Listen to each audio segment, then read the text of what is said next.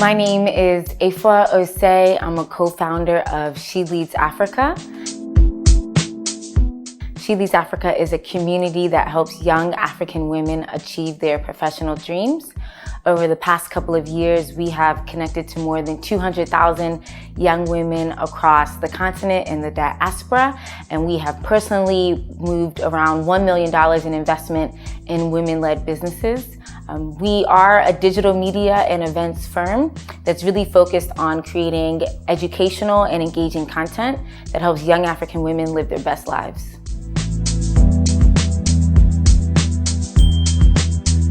My light bulb moment was, I was sitting in a hotel room in Australia, very far away from West Africa, and people kept sending us messages about She Leads Africa. I think people, what they saw online was that this was a big deal, it was a big company, but my partner and I both had full-time jobs when we started it.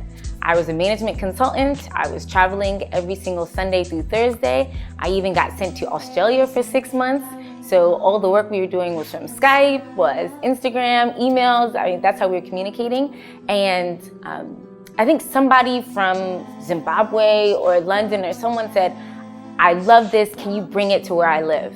And we got someone from London saying, can you bring it to where I live? Zimbabwe said, can you bring it to where I live? There was even someone from Dubai that said, can you bring She Leads Africa to where I live? And we realized that this thing is not just about women in Lagos or women in Nairobi where we've done small events. This actually was a broader movement that we were creating and people were really buying into it. And so we had to decide, are we going to do something with it? Is it just going to be our side hustle while we have our full-time jobs?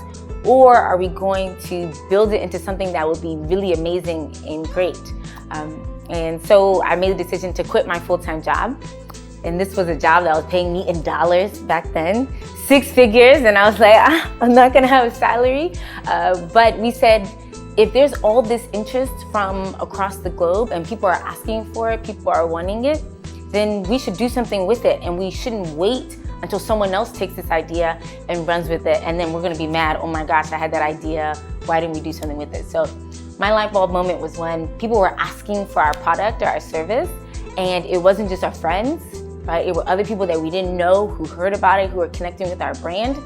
So I always tell people that if you can generate revenue, if you can get customers, if people are talking about it, then you're onto something, and it's your job to make something happen with it. And that's what we decided to do.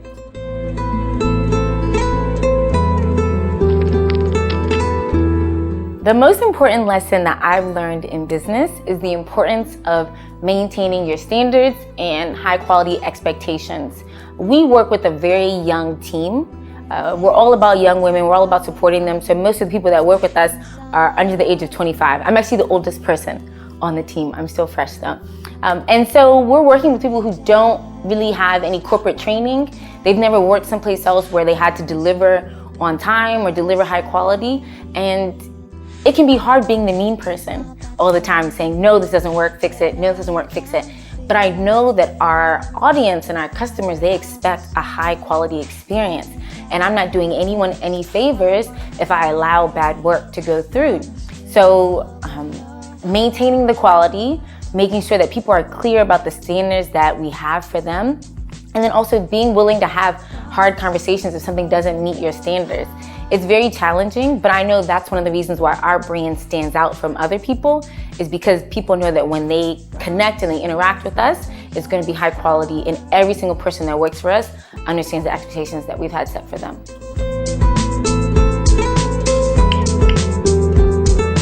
The biggest mistake that I have had so far in building She Leads Africa has been around letting an employee that wasn't really delivering stay too long.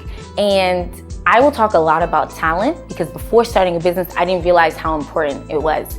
You know, my co-founder is smart, I'm really smart. I'm like, oh, we can make this happen. But no, now we have a team of 10 and we also have more than 100 contributors across the globe. And so having smart people who are committed and dedicated really can make or break our business. So we had an employee working with us and he was all right. And that was the challenge. So I said, okay, well, we don't want to be an all right type of company. So why should we have all right people working with us and delivering all right deliverables. And I think the hardest thing came is we want people who are thinking about the problem even when I don't have to force you, right? So how can we find people who are actively thinking about how to help SLA, actively thinking about solving problems? And we had someone who's working with us for a long time and they weren't doing that. So we had to make a really hard decision to let the person go. I've never fired anyone before, which can be very hard. To look someone who is your mate and your peer and you know that you're taking away their salary, you know that you might be preventing them from getting another job, or if they have family dependencies. So that's really hard, and you realize it's not an easy thing to do. But I know that if we're able to build the type of company that we want to be able to build, we'll employ hundreds, if not thousands of people, and we'll inspire and encourage many other women, hopefully millions, to go start their own businesses.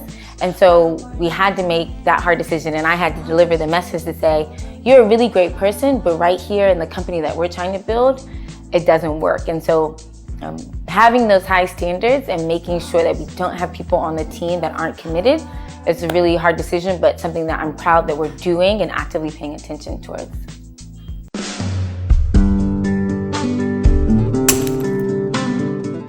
My breaking boundaries moment would be earlier this year, my partner and I thought about what kind of impact we wanted to have for the following year. How many cities did we want to go to? What type of events we wanted to have? And we decided to do events in 7 different countries. And being the only one based full-time on the continent, it was very, very, very scary because we'd only hosted events in Nigeria and Kenya, and we said, well, we don't know anyone in South Africa.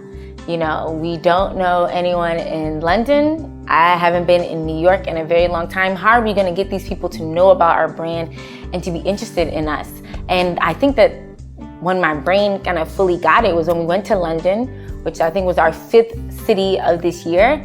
And we had more than 250 young women in that room who were excited to see us and to connect with us. And nobody on our team was in London. And so based on the strength of the brand that we built and the organizational structure and learning from every city that we went to on how to do this better and how to deliver a quality experience, it showed me that we can do this, we can do it very well, and who knows what else we can do.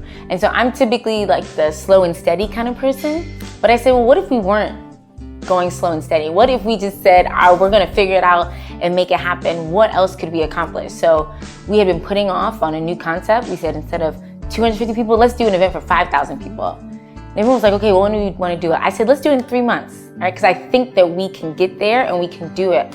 So I think for me, it's knowing that if you're building something well and you're putting in the work and putting in the time, that you will see the benefits.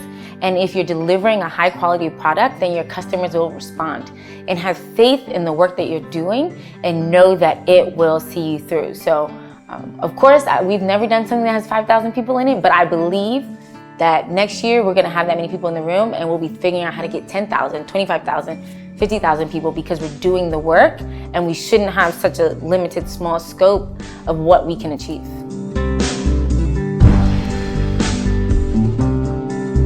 My mantra is, we will figure it out.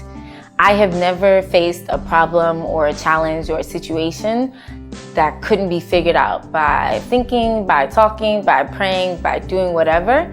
And I think many of us will get stuck in a situation and we'll be scared, like, oh my gosh, I don't know what's gonna happen. But the next day will probably come, hopefully. And so you can figure it out. So I know one of my employees was like, I don't know what to do. I said, let's get everyone in a room and somebody in that room will have an idea and we'll be able to figure it out.